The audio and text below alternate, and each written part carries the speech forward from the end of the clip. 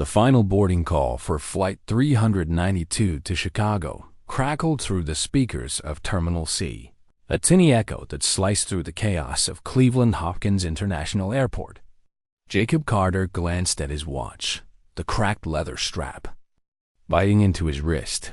18 minutes. His heart thudded as he quickened his pace, worn leather boots squeaking against the polished floor. The weight of his faded backpack dug into his shoulders, each step a reminder of what it carried. 3 copies of his resume, a single pressed button-up shirt folded to avoid creases, and a dog-eared notebook filled with questions he'd rehearsed for weeks. This wasn't just any flight. This was his shot at a job interview with Horizon Motors, a mid-level mechanic position with benefits, paid vacation, and the kind of stability that had eluded him for years. At 42, Jacob had long since stopped believing in miracles. 15 years in a small-town Ohio garage, fixing engines for farmers and retirees, had worn down his dreams to a dull edge. His hands, calloused and stained with grease, told the story of a life spent scraping by rent paid late, meals skipped to cover utilities, and a birthday gift for his niece forgone to afford this plane ticket. Horizon Motors had noticed his application among thousands, a flicker of hope after years of rejection. The job offered $162,000 a year, health insurance, and a chance to move out of the cramped apartment where the radiator clanked like a dying engine. But now, with the security line snaking endlessly ahead, that hope felt like sand slipping through his fingers. The line crawled. A TSA agent, chewing gum with deliberate slowness, scrutinized Jacob's weathered ID as if it were a forged passport. "Step to the side," the agent muttered, flipping the card under a scanner. Jacob's stomach knotted. He'd arrived at the airport an hour early, but a late bus, stranded on the side of Route 237 with a busted alternator, had eaten into his buffer. Now, every second felt like a betrayal. He glanced at the departure board. Flight 392, Gate 32, boarding. His gate was a 10-minute sprint through the terminal, assuming no further delays. "Just make it to Gate 32, he whispered to himself, shifting the backpack higher. Just make it. That's when he saw her dot near the security checkpoint. An elderly woman stood surrounded by 3 mismatched suitcases, their faded fabric clashing with the terminal's sterile sheen. Her silver hair was pulled into a loose bun, strands escaping like wisps of cloud, and her faded blue wool coat, though clean, was frayed at the cuffs. Her hands trembled as she tried to hoist the largest suitcase onto the conveyor belt, her face pinched with effort. A young airport employee in a neon vest strode past, eyes glued to his phone.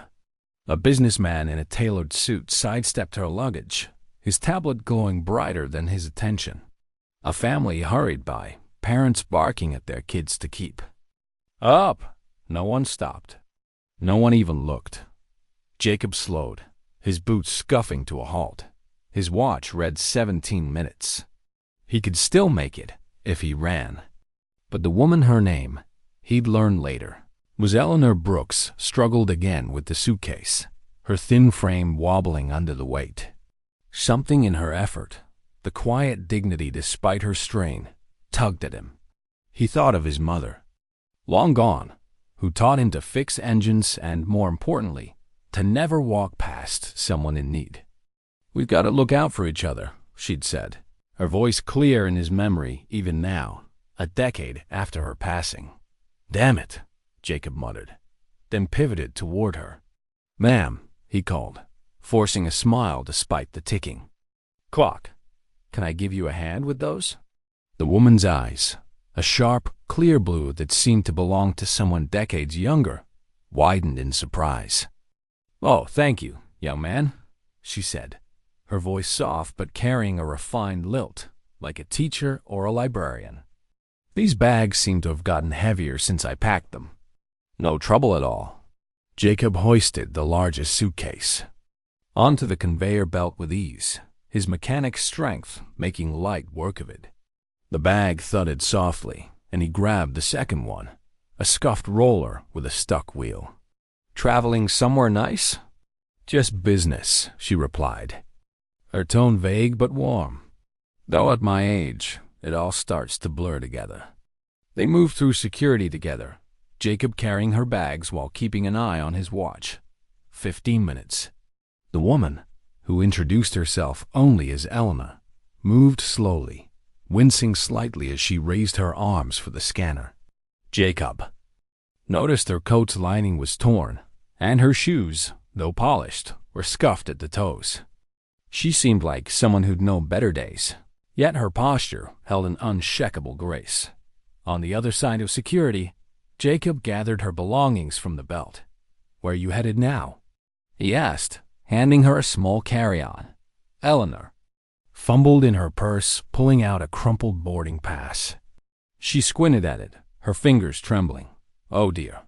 Gate 47B, I believe." Jacob's heart sank.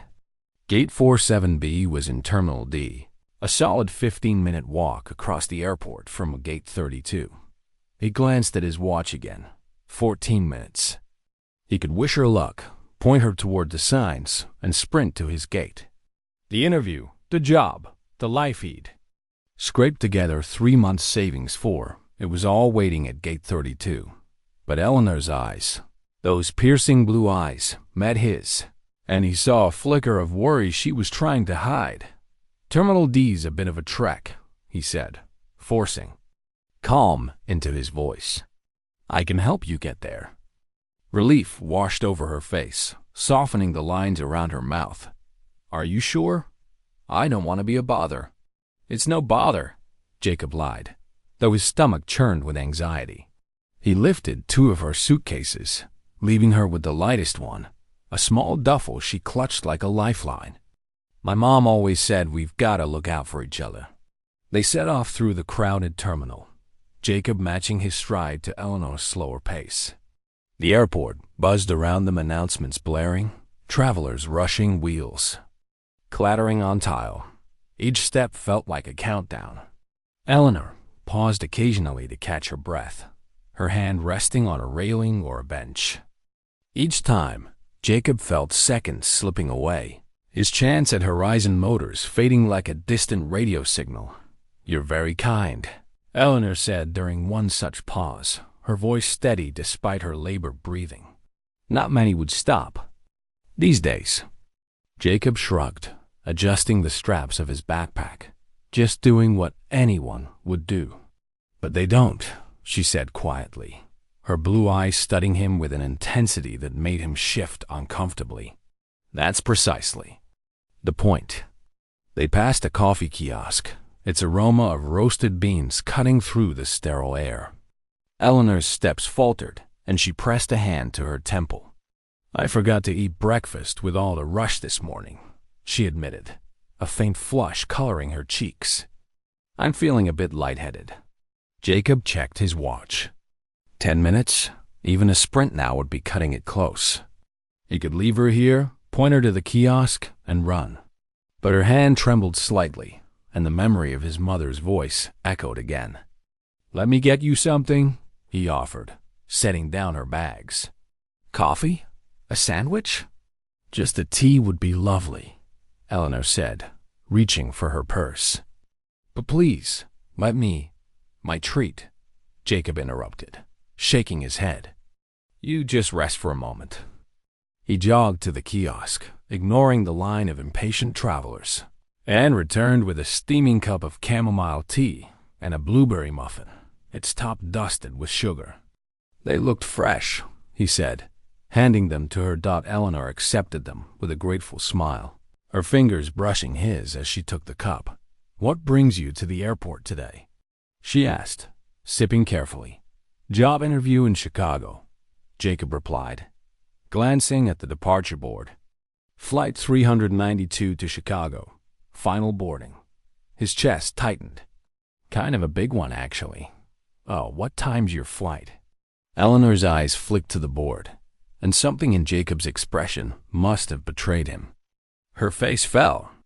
"Oh, young man, You're missing your flight because of me, aren't you? Jacob forced a smile, though it felt brittle. There'll be other flights. The words tasted like ash. He couldn't afford another ticket, not with his checking. A countdown to double digits, but she didn't need to know that. But your interview... Eleanor's voice trailed off, guilt clouding her eyes. I'll figure something out. Jacob picked up her bags again, his movements mechanical. Let's get you to your gate. By the time they reached gate 47B, flight 392 had departed. Jacob helped Eleanor settle into a seat, ensuring her boarding pass was in order. You're in first class, he noted, surprised by the detail on her crumpled pass. Eleanor smiled, a hint of mischief in her eyes. A small luxury I allow. Myself these days. You're all set, Jacob said, stepping back. They'll board in about 40 minutes. His mind was already racing. Call Horizon Motors, beg for a reschedule, maybe sleep in the airport until he could scrape together bus fare home. The weight of his missed opportunity pressed against his ribs. Wait, Eleanor called as he turned. To leave? I never got your name. Jacob Carter, he said, his voice flat with exhaustion. Thank you, Jacob Carter. She reached out, squeezing his hand with surprising strength. I won't forget this. Jacob nodded, too drained to reply. He wandered back through the terminal, the bustle fading to a dull hum in his ears. Near baggage claim, he found an empty bench, its cold metal biting through his jeans. He sank onto it, his backpack a lumpy pillow against his back. His phone was dead, the final insult of a day that had unraveled his carefully laid plans. Leaning against the wall, Jacob closed his eyes, trying to block out the image of the departure board, the job slipping away, the life he dared to imagine. As sleep tugged at him, he couldn't shake the feeling that Eleanor's blue eyes had seen something in him past his worn clothes, his calloused hands, his quiet desperation that he'd almost forgotten was there. Asterisk Jacob Carter slumped on. The cold bench near baggage claim, the hum of Cleveland Hopkins International Airport, fading to a distant drone. His backpack, stuffed with the hopes of a new life, pressed against his spine like a reminder of everything he'd just lost. The departure board's red letters still burned in his mind. Flight 392 to Chicago. Departed. His phone, dead in his pocket, offered no lifeline to Horizon Motors, no chance to beg for a rescheduled interview. The $300 plane ticket, 3 months of skipped dinners and patched jeans, had vanished into the air with the plane he'd missed. At 42, Jacob knew the math of desperation. His checking account held $87.42, not enough for a bus ticket home, let alone another flight. He'd have to call his old boss at the garage, swallow his pride, and ask if his spot was still open. Henry Walsh, his skeptical coworker, would smirk and say, "Told you, Carter. Big dreams don't pay the rent."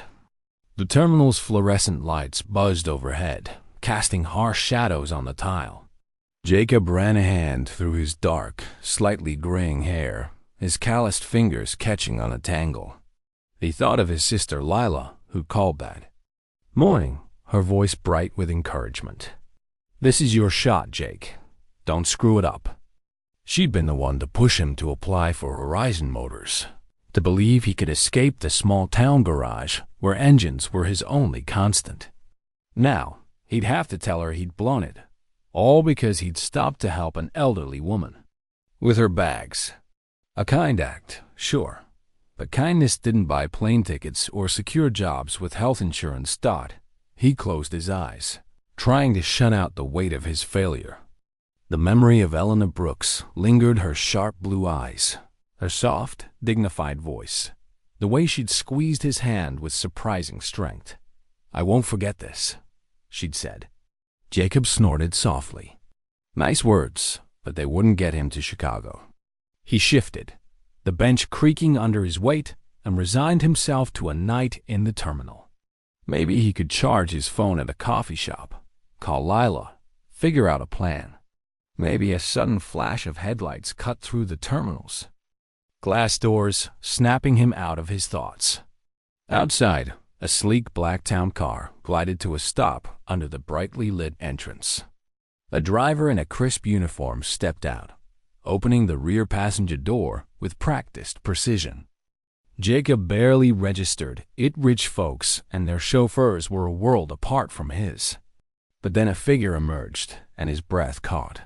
The silver hair was now perfectly coiffed, pulled into an elegant twist. The faded blue coat had been replaced by a deep burgundy cashmere wrap that shimmered under the lights. A strand of pearls gleamed at her neck, catching the glow like tiny moons. But those eyes, those sharp, clear blue eyes, were unmistakable. Eleanor. Jacob blinked, wondering if exhaustion was playing tricks on him.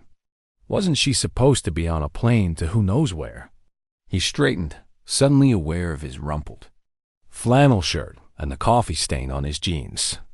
He stayed seated, not wanting to intrude on whatever high-stakes business had brought her back. To his shock, Eleanor scanned the terminal with purpose, her gaze landing on him. Her face brightened with recognition, and she spoke briefly to her driver, who nodded and returned to the car. Then, with a steady, deliberate stride, she made her way straight to Jacob's bench. "I thought I might find you here," she said. Without preamble, her voice carrying the same refined lilt, but now laced with a quiet authority. Jacob stood awkwardly, running a hand through his disheveled hair. "Miss Eleanor, I thought you'd be halfway to wherever you were going by now. Plans changed." Her smile was warm, but she offered no further explanation. Up close, Jacob noticed a shift in her demeanor, less a weary traveler, more a woman in command. The cashmere wrap draped over her shoulders like a royal cloak, and the pearls seemed to underscore a status he hadn't clocked before. "And you, Jacob Carter, are still here because—" He gestured vaguely, his voice rough, "trying to figure out my next move. Phone's dead, and the interview." He trailed off, not wanting to guilt her. The missed flight wasn't her fault. Not really. The interview in Chicago you missed because you were helping an old woman find her gate. Eleanor finished, her tone matter-of-fact but not without sympathy. Jacob shrugged. The lie he told her earlier, "There'll be other flights," feeling hollower than ever. "Something like that," he muttered, shoving his hands into his pockets. Eleanor studied him for a long moment, her head tilted slightly, as if weighing something invisible. What if there was another way to get to Chicago tonight? Jacob frowned, confused. "Tonight? I don't understand. I'm heading there myself. Right now, actually." She paused, letting the words settle on my private jet. The words hit like a misfired engine, jarring and surreal. Private jet? Who was this woman? Jacob's mind raced, trying to reconcile the trembling hands and frayed coat with the image before him. "That's very generous," he stammered. "But I couldn't possibly." "I insist," Eleanor interrupted gently, her tone leaving little room for argument. "You helped me when no one else would. Allow me to return the favor." "But why?" Jacob blurted, his voice sharper than intended. "You don't know me." Eleanor's eyes twinkled, a spark of amusement dancing in them. "I know enough. I know you sacrificed something important to help a stranger. I know you bought me tea when you thought I might be ill. I know you didn't check your watch when you thought I wasn't looking." She reached out, patting his arm lightly. "Sometimes that's all we need to know about a person." Jacob hesitated, his mind grappling with the absurdity of it all. A private jet?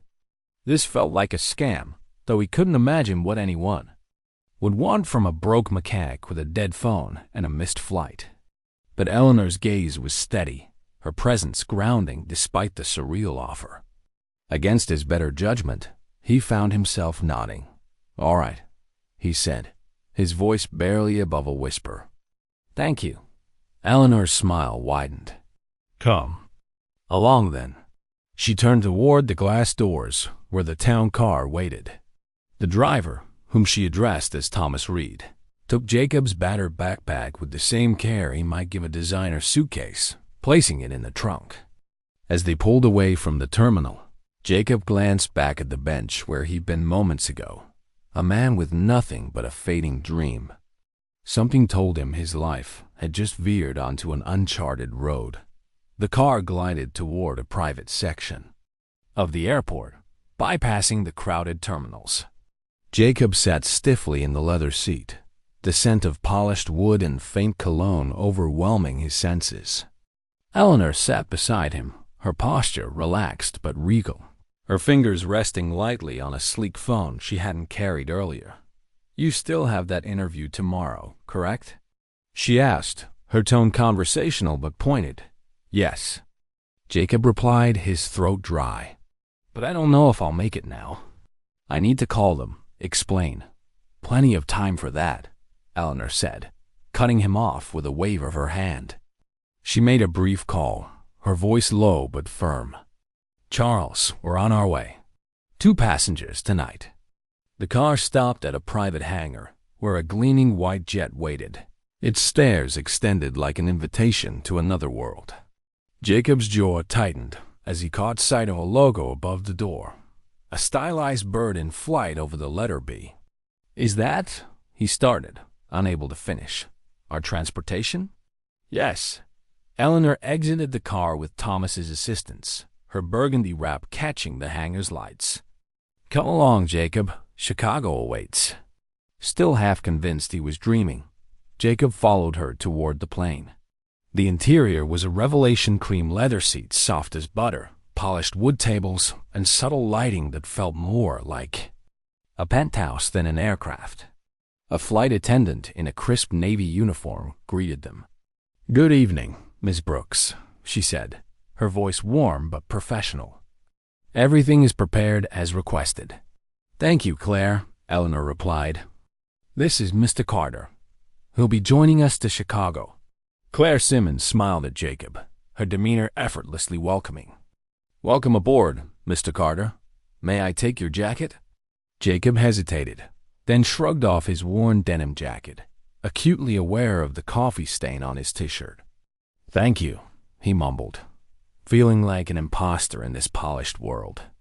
He lowered himself into a seat, the leather yielding under his weight, and half expected someone to tell him he didn't belong. Claire demonstrated how to fasten the elegant harness, no clunky seat belts here, and offered a drink menu.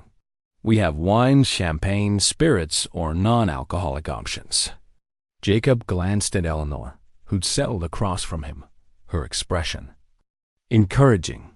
"Just water for now," he said, wary of clouding his judgment in this surreal situation. "Champagne for me, Claire," Eleanor requested. "The Bollinger." As Claire prepared their drinks, Jacob took in the cabin's details. 6 plush seats in pairs, a small conference area at the rear, fresh orchids on the tables, and a discreet kitchenette. The engines hummed to life, a subtle vibration that felt intimate compared to the commercial flights he'd taken. "First time on a private jet?" Eleanor asked, her tone light but knowing. Jacob laughed nervously. "That obvious, huh?" "There's nothing wrong with new experiences," she said, accepting her champagne from Claire. "In fact, I find them essential to growth." The pilot's voice announced their imminent departure, and the jet taxied smoothly toward the runway. Jacob gripped the armrests, his mind still reeling. "So," he said, desperate to fill the silence, "you do this often? Fly private jets? Pick up stranded strangers?" Eleanor's eyes crinkled with amusement. "The former?" "Yes, the latter is a first, I admit." "Then why?" Jacob pressed, his curiosity overriding his nerves. "Why me?" "Because kindness should be rewarded," she said softly, "especially in a world where it's become increasingly rare." The jet lifted off, smoother than any flight Jacob had known, the city's lights shrinking below. Before he could respond, Claire returned with a silver tray. "We've prepared a light dinner, Miss Brooks. Would you and Mr. Carter care to dine now?" Jacob's stomach growled. His last meal a stale granola bar at dawn.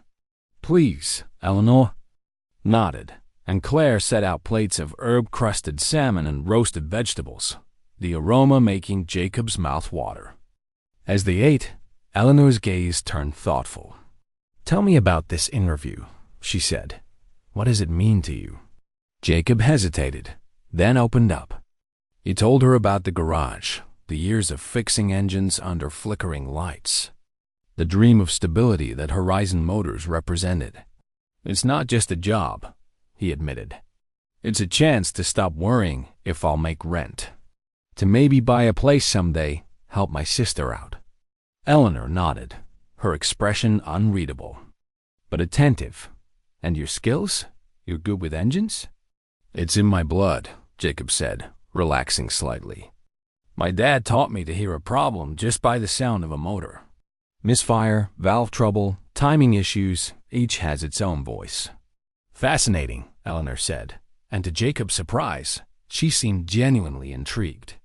The conversation paused as Claire cleared their plates, and Jacob realized Eleanor was watching him, assessing something he couldn't quite name. The jet hummed through the night, carrying them toward Chicago, and, Jacob sensed, toward something far bigger than he could yet grasp. The private jet's cabin felt like a cocoon, its soft lighting and plush leather seats a world apart from the fluorescent glare of Cleveland Hopkins International Airport. Jacob Carter sat stiffly, his water glass sweating in his hand, as the hum of the engines carried them toward Chicago.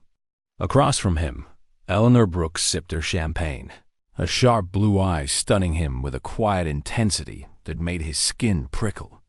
The aroma of the herb-crusted salmon they'd just eaten lingered, a reminder of the surreal luxury surrounding him. Jacob's worn jeans and stained t-shirt felt like a costume from another life, one where private jets and mysterious benefactors didn't exist. Yet here he was, a small-town mechanic, dining with a woman who seemed to hold secrets as effortlessly. As she held her glass, Eleanor set her champagne down, the crystal clinking softly against the polished wood table.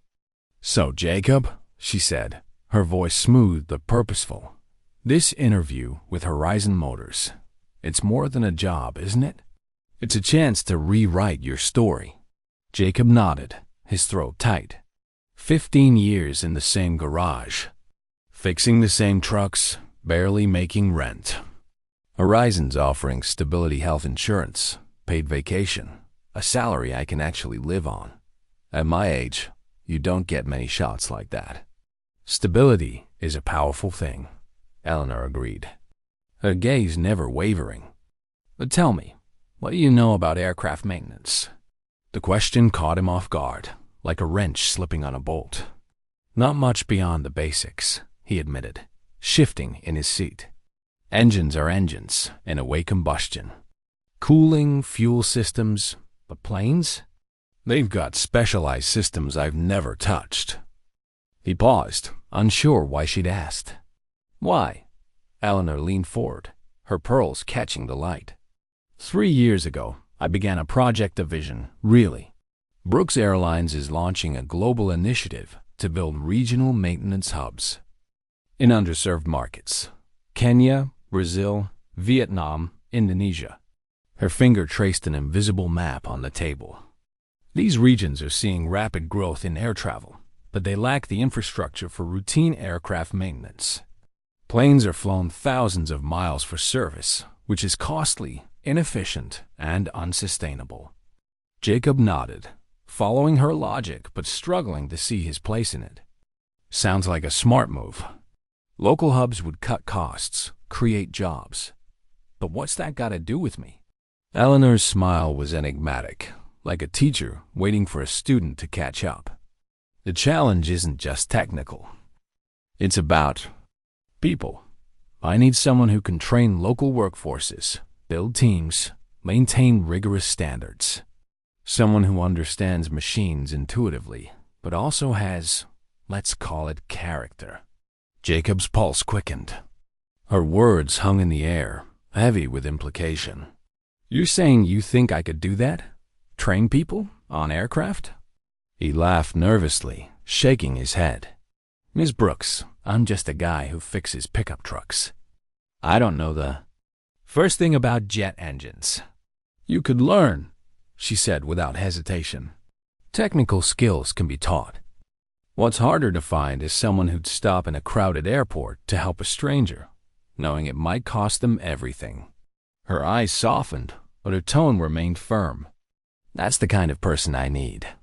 Jacob's mind reeled. The idea was absurd. He was nobody, a man with a dead phone and a misflight, not someone who led international projects. Yet Eleanor's conviction was unshakable, her gaze pinning him like a blueprint to a workbench. Before he could respond, the pilot's voice crackled over the intercom, announcing their descent into Chicago. The city's lights glittered below, a tapestry of possibility that felt both thrilling and terrifying. We'll be landing shortly, Eleanor noted, glancing out the window. Claire will arrange transportation to your hotel. You have an interview to prepare for, after all. Jacob managed a weak smile. Thank you for everything. He gestured helplessly, the weight of her offer and the jet's opulence overwhelming him. This is a lot to take in. Eleanor's eyes twinkled. Our conversation isn't over, Jacob Carter, but I believe in sleep before big decisions. She reached into her handbag and handed him a simple business card. Her name, a stylized bird logo, and a phone number. No title, no address. Call Emmy tomorrow evening after your interview. We'll talk more then. The jet touched down with a whisper, the smoothest landing Jacob had ever experienced. As they taxied to a private hangar, he clutched the card, its edges sharp against his calloused fingers.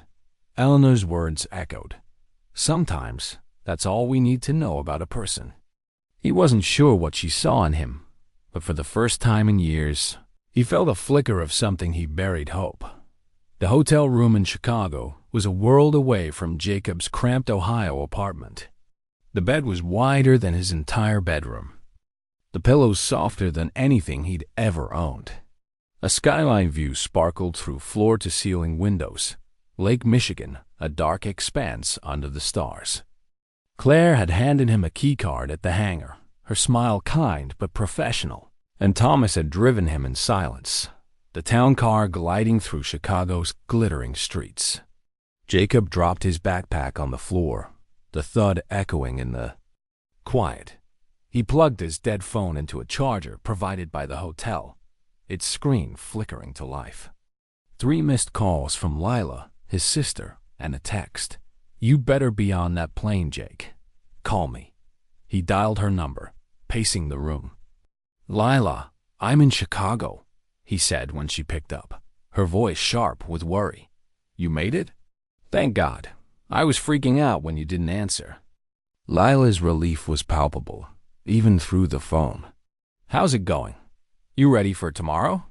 Jacob hesitated, then spilled the story missing the flight, helping Eleanor, the private jet, a cryptic offer. Lila listened in stunned silence, then laughed. You're telling me some rich lady swooped you up on her jet because you carried her bags? Jake, that's insane.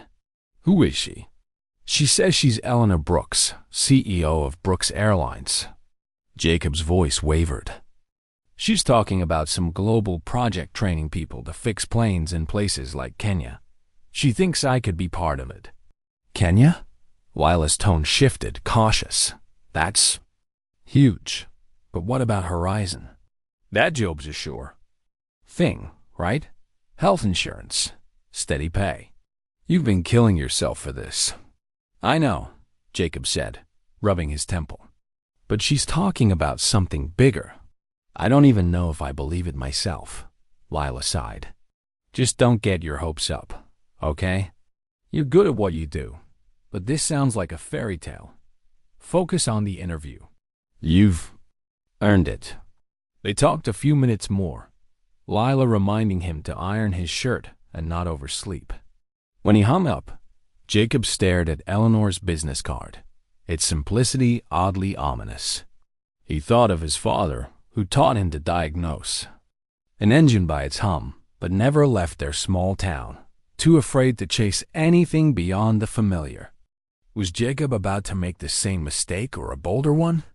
The next morning, Jacob stood in the Horizon Motors office, his button-up shirt slightly wrinkled despite his best efforts.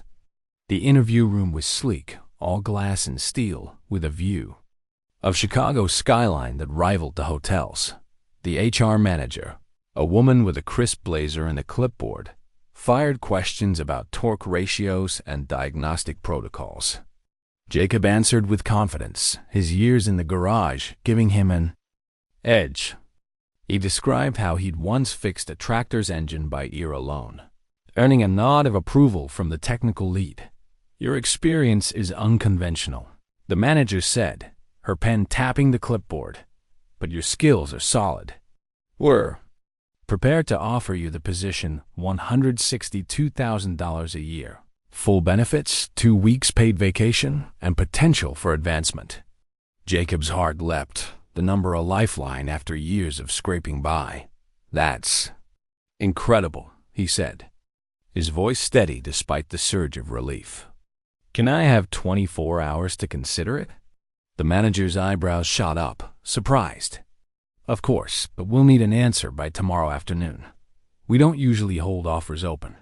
I understand, Jacob said, shaking her hand. As he left the building, the weight of the offer settled over him. It was everything he'd dreamed of: stability, security, a chance to breathe. But Eleanor's words lingered like a low engine hum, impossible to ignore. What if there was more than stability out there? What if there was purpose? Back at the hotel, Jacob stared at his phone, Eleanor's card beside it. The interview had gone better than he dared hope, but her offer vague as it was pulled. At him, he thought of Lila's warning, Henry Walsh's skepticism, his father's unfulfilled dreams. The safe choice was clear, but Eleanor's blue eyes had seen something in him, something he wasn't sure he saw himself. He picked up the phone, his thumb hovering over her number. Whatever came next, he knew it would change everything. The Chicago skyline glittered through the floor-to-ceiling windows of the restaurant, a constellation of lights that made Jacob Carter feel small and out of place. The private dining room, perched atop one of the city's tallest skyscrapers, was a far cry from the greasy diner back in Ohio where he'd spent countless evenings. Polished silverware gleamed on the linen tablecloth, and the faint clink of crystal glasses from the main dining area echoed like a distant melody. Jacob tugged at the collar of his blazer, a thrift store find bought years ago for a cousin's wedding, its fit slightly off at the shoulders. Across from him, Eleanor Brooks stood at the window, her silver hair catching the warm glow of the room, giving her an almost ethereal presence. She wore a tailored navy suit, its clean lines exuding quiet authority, a stark contrast to the frail woman he'd helped at the airport. Beautiful, isn't it? Eleanor said, her voice soft but commanding attention. From up here, you can see possibilities that remain invisible from the ground. Jacob joined her at the window, the city sprawling below like a dream he couldn't quite grasp. It's breathtaking, he admitted, his breath fogging the glass. He felt the weight of the Horizon Motors offer in his pocket, a folded letter promising $162,000 a year, benefits and stability. The HR manager's surprise when he'd asked for 24 hours to consider it still lingered, a reminder of how close he was to the life he'd always wanted. But Eleanor's business card, tucked beside the letter, burned with a different kind of promise, one he couldn't yet define. I received word about your interview, Eleanor said, turning to face him. Her blue eyes, sharp as ever, seemed to see straight through his rumpled exterior. They've made you an offer. Congratulations. Jacob's eyebrows rose. How did you? He stopped, realizing the question was pointless. A woman with a private jet and a personal driver probably had ways of knowing things. Thank you. It's a good opportunity. Is it? Eleanor's tone was gentle but probing. Or is it merely better than what you had before? The question hit like a spark in an engine, igniting doubt. Isn't that how progress works? Jacob countered, his voice steadier than he felt. Step by step, each one better than the last. Eleanor smiled, gesturing to a table set for two. Sometimes, and sometimes, life offers us elevators instead of staircases. Shall we? They sat, and a waiter materialized with a tray of seared scallops and delicate greens, the presentation more art than food. As they ate, Eleanor unfolded a map across the table, its edges curling slightly. Brooks Airlines is launching a global initiative, she said, her finger tracing lines connecting continents: Kenya, Brazil, Vietnam, Indonesia. Aircraft maintenance facilities in developing regions. These markets are expanding rapidly but lack technical infrastructure. Planes are flown thousands of miles for service, costing airlines millions and stunting local economies. Jacob nodded, recalling their conversation on the jet. You mentioned training local workforces. That's ambitious. It's necessary, Eleanor corrected, her eyes alight with passion. Aviation connects the world, but access remains unequal. We can change that, build sustainable ecosystems, create jobs, empower communities. She sipped her water, letting the words settle. But it starts with the right people. Jacob's fork paused midair. And you think I'm one of them? I know you are, Eleanor said, her gaze unwavering. I need someone to lead the technical training program. Someone who understands machines intuitively, who can teach patiently, connect with diverse backgrounds, and maintain standards without arrogance. You, Jacob, have all of that. His pulse quickened, a mix of excitement and fear. You barely know me, he said, his voice low. I don't know anything about aircraft. I need serious training.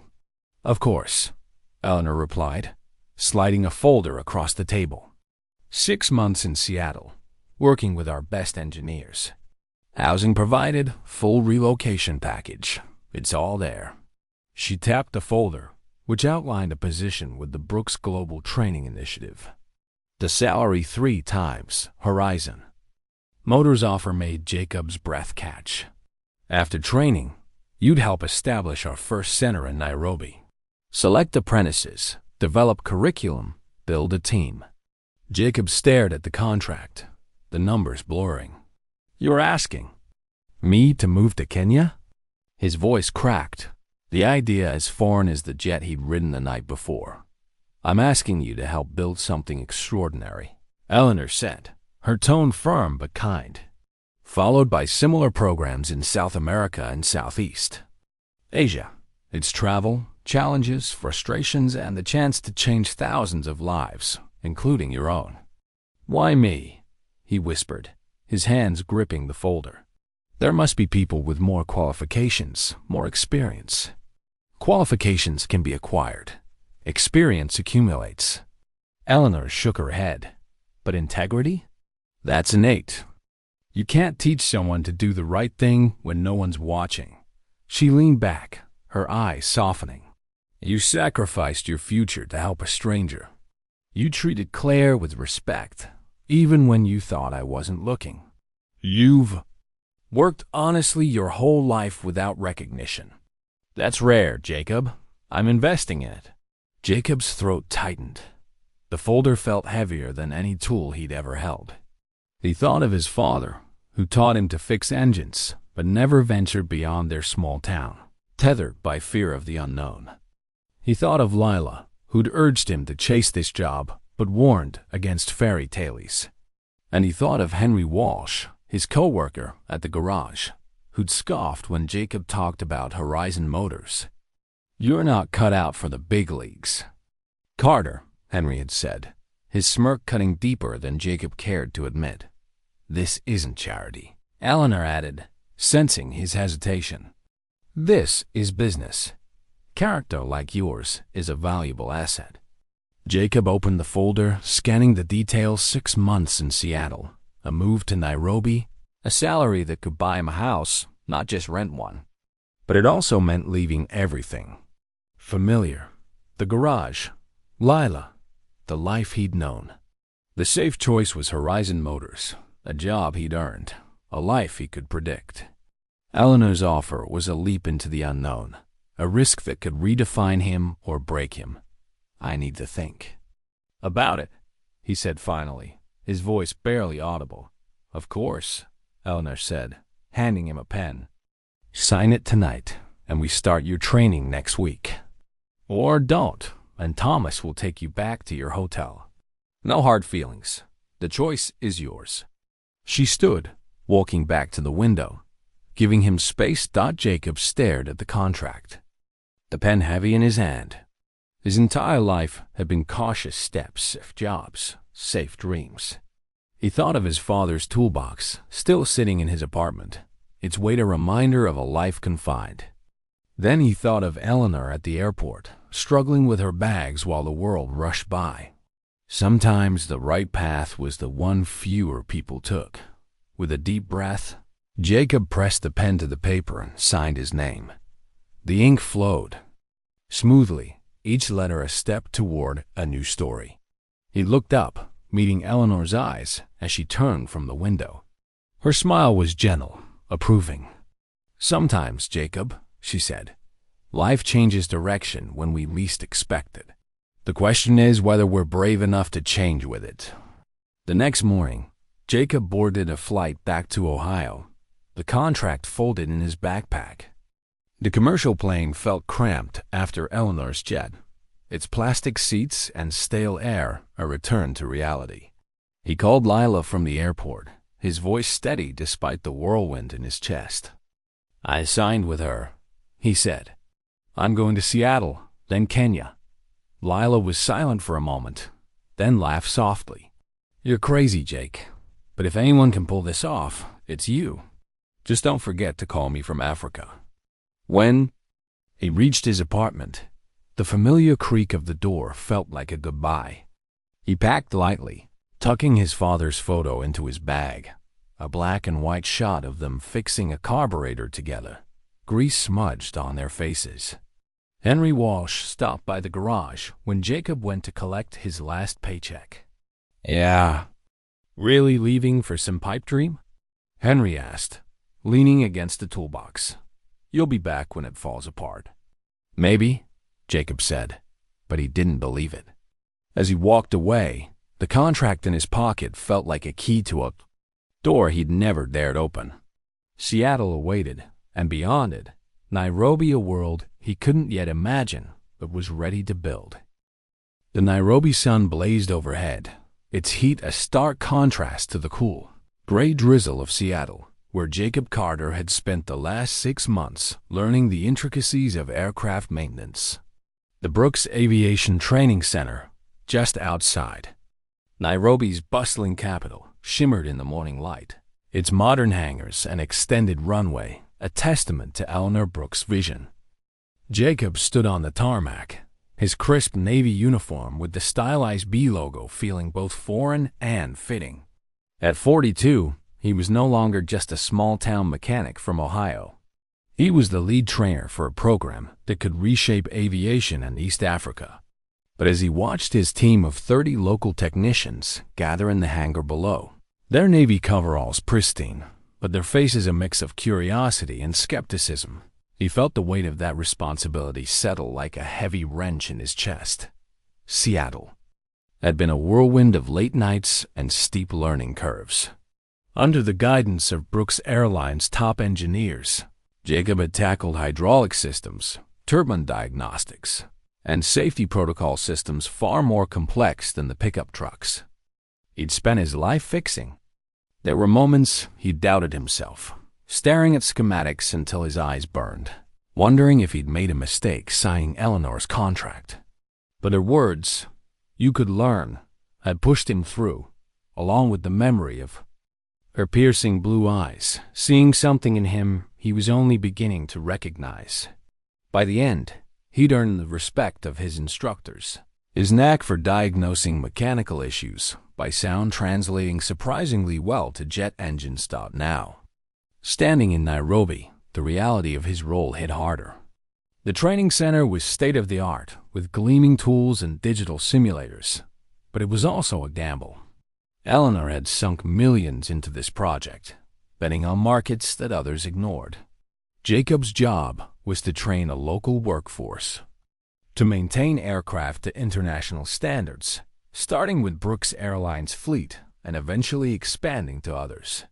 Failure wasn't an option, not for Eleanor, not for the technicians who'd left other jobs for this opportunity, and not for Jacob, who'd left his entire life behind. The hangar buzzed with activity as the team assembled for their first day. Jacob scanned their faces, noting the diversity: men and women, young and middle-aged, some with technical schooling, others with only basic mechanical experience. One stood out: Amina Jaroj, a 25-year-old with a sharp gaze and a posture that suggested she was sizing him up. Her file said she'd worked as a motorcycle mechanic in Nairobi's Kibera slum, self-taught and fiercely independent. When Jacob introduced himself, her handshake was firm, but her expression was guarded. "You're the American they sent to teach us?" she asked, her tone neutral but edged with doubt. "What do you know about our machines?" Jacob smiled, recognizing the challenge. "Not as much as I'd like, but I know engines talk if you listen. Let's figure out what these ones are saying." He led the group to a disassembled jet engine, its components laid out like a puzzle. He started with basics: fuel systems, cooling, common failure points, using analogies from cars and bikes to bridge the gap. Amina watched closely, her skepticism softening as he identified a misaligned valve by its faint whine during a test. Building trust wasn't easy. Some technicians, like Amina, questioned his authority, wondering why a foreigner was leading them. Others struggled with the technical jargon, their English halting despite their mechanical aptitude. Jacob adapted, using hands-on Dimas and Swahili phrases he'd picked up in Seattle from a Kenyan engineer. He shared stories of his own mistakes, like the time he'd misdiagnosed a tractor's timing belt and flooded a farmer's field with oil, earning laughs and nods of recognition. Slowly, the team warmed to him, their questions growing bolder, their hands steadier on the tools. But challenges loomed beyond the hangar. The center faced equipment shortages, key diagnostic tools delayed in customs, and competition from established maintenance firms in Europe who whispered that a Kenyan operation couldn't meet global standards. Local officials, while supportive, pressed for faster results, their visits laced with subtle warnings about funding and permits. One afternoon, a technician named Joseph, a quiet man with a knack for wiring, pulled Jacob aside. "Some of us here talk," he said, his voice low. "People say you'll leave when this fails. That we're just a charity project." Jacob's jaw tightened. He thought of Henry Walsh back in Ohio, his co-worker's smirk when he'd left the garage. "This isn't charity," he said firmly. "This is business. And I'm not going anywhere until we prove them wrong." He doubled down, working late to troubleshoot equipment issues, even sourcing local parts to bypass delays. He called Eleanor once, her voice calm but resolute over the line. "Obstacles are part of the vision, Jacob. Keep going." Amina became his unexpected ally. Her quick mind and fearless questions pushed the team forward, and she began translating technical terms for others. Bridging cultural gaps Jacob couldn't. One evening, as they cleaned tools after a long session, she shared her story growing up in Kibera, fixing bikes to pay for school, dreaming of a career that didn't exist until now. "I thought you'd be like the others," she admitted, wiping grease from her hands. "Come, teach, leave. But you listen. That's different." Jacob nodded, his throat tight. My dad taught me that. Listen to the machine. Listen to the people. Both will tell you what's wrong if you pay attention. He thought of Eleanor, her belief in him, a steady anchor across continents. Amina's trust felt like a small victory, a sign he was building something real. Yet doubts lingered. Late at night, in his small apartment near the center, Jacob stared at the photo of him and his father, their grease-streaked faces smiling over a fixed engine. Had he been reckless, leaving a sure job at Horizon Motors for this? The stakes were higher now, not just his future, but the livelihoods of 30 technicians, their families, and the communities tied to this project. He texted Lila, who'd been sending him photos of her daughter's soccer games, a slice of the life he'd left behind. It's hard, but it feels right, he wrote. Her reply came quickly. You're doing something big, Jake. Don't doubt yourself now. One morning, a breakthrough came. The team completed their first full maintenance check on a Brooks Airlines jet, a regional aircraft bound for Mombasa. Amina led the final inspection, her hands steady as she checked the turbine blades. When the jet passed with flying colors, the hangar erupted in cheers, Joseph clapping Jacob on the back. Amina met his eyes, a rare smile breaking through.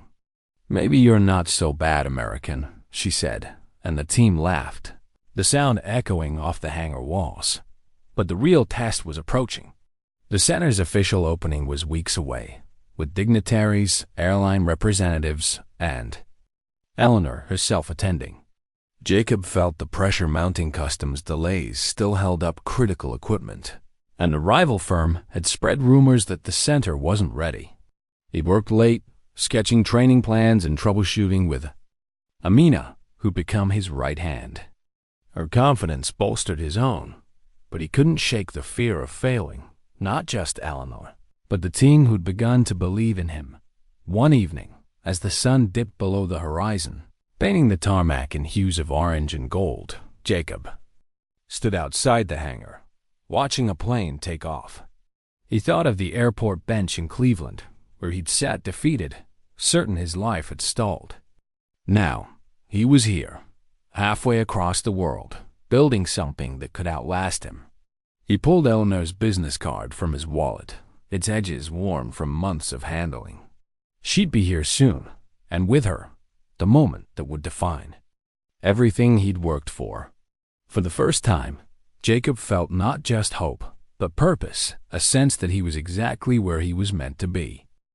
The Nairobi morning sun cast long shadows across the tarmac, its golden rays glinting off the sleek hulls of 3 Brooks Airlines jets parked outside the newly completed Brooks Aviation Training Center. Jacob Carter stood on the observation deck, his Navy uniform crisp despite the heat, the stylized B logo on his chest catching the light. Below, his team of 30 Kenyan technicians moved with precision, their Navy coveralls a testament to months of rigorous training under his guidance.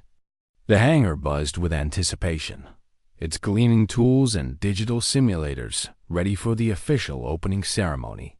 At 42, Jacob was no longer the small-town mechanic who'd missed a flight in Cleveland. He was the architect of a program that had already created over 100 jobs and was poised to transform aviation in East Africa. Yet as he gripped the railing, his heart raced not with doubt, but with the weight of what this day meant. The past 6 months in Nairobi had tested him in ways Seattle's training never could.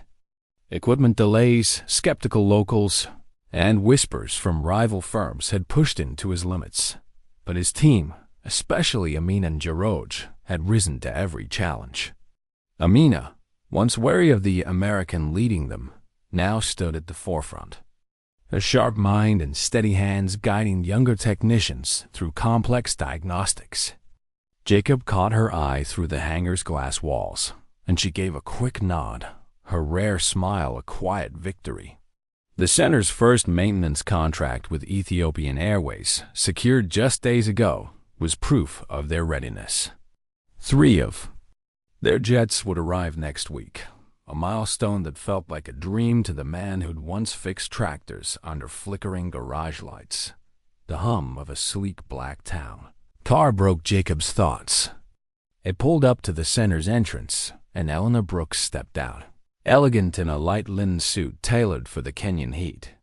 At 73, her movements were deliberate, but her blue eyes sparkled with the same intensity Jacob remembered from that fateful day at Cleveland Hopkins. She shook hands with Samuel Okoye, Kenya's Minister of Transport, who'd arrived with a delegation of officials. "Ms. Brooks," Samuel said, his voice warm, "this facility is remarkable. From concept to reality in under 2 years." "Thank you for coming, Minister," Eleanor replied, her handshake firm. "But the real credit goes to our team and to Mr. Carter." She glanced up at Jacob, her smile carrying a weight of pride that made his chest tighten. Samuel nodded. 100 jobs already, with more to come. And I hear Ethiopian Airways has signed on. Impressive. Eleanor's eyes twinkled. Their first 3 aircraft arrive next week. A good start, don't you think? The minister checked his watch. I should join the others downstairs. The ceremony's about to begin. As he descended, Eleanor climbed to the observation deck, her gaze sweeping over the facility hangars. Classrooms, dormitories, and the runway stretched like a promise toward the horizon. "You look like you belong here," she said, her voice soft but piercing. Jacob laughed, rubbing the back of his neck. "Most days I feel like I do. But I still can't believe how far this has come." He gestured to the bustling hangar below, where Amina was briefing the team. "Any regrets?" Eleanor asked, her tone serious. "About turning down the safe option?" Jacob considered the question, as he always did when Eleanor posed it. He thought of the Horizon Motors offer $162,000. Benefits, a life of predictable comfort. "None," he said truthfully. "Though I still wonder why you took such a chance on me." Eleanor's eyes crinkled with amusement. "I've built my career on calculated risks, Jacob. You were one of my better ones." She reached into her bag, pulling out a small box. "I brought you something, a reminder." Inside was a silver keychain, a miniature suitcase intricately crafted, its edges glinting in the sunlight. "To commemorate luggage much easier to carry than the ones we met over," Eleanor said, a twinkle in her eye. Jacob laughed, the gesture unexpectedly moving. "Those bags were the best thing I ever helped with." He slipped the keychain into his pocket, its weight a quiet anchor to that day in Cleveland. They descended to the main floor, where hundreds gathered officials, airline representatives, the first graduating class of technicians, and local community members. A podium stood at the hangar's entrance, flanked by a bronze plaque waiting to be unveiled. Jacob caught sight of his office through a side door, his name etched on frosted glass. Engineering diagrams spread across the desk, and a framed photo of him and Eleanor from his Seattle graduation. Amina approached, her coverall spotless, her expression proud but nervous.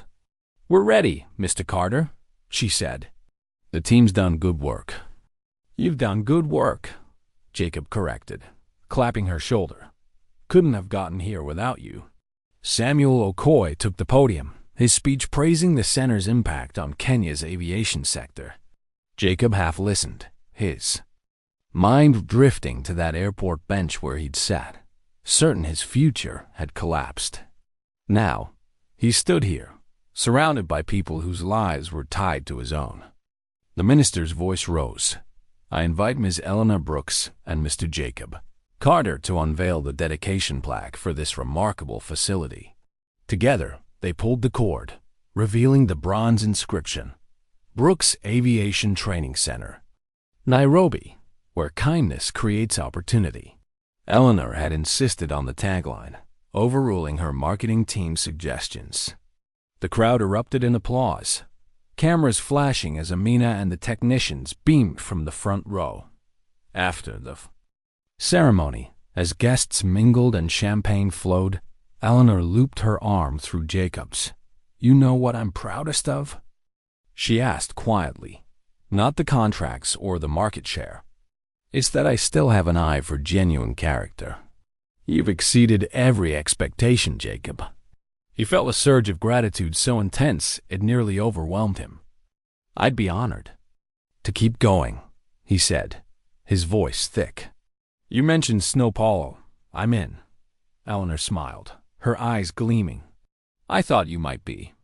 As she prepared to leave, she paused by her car, looking back at the facility, the technicians in their uniforms, the cutting-edge hangars, Jacob standing tall amid it all.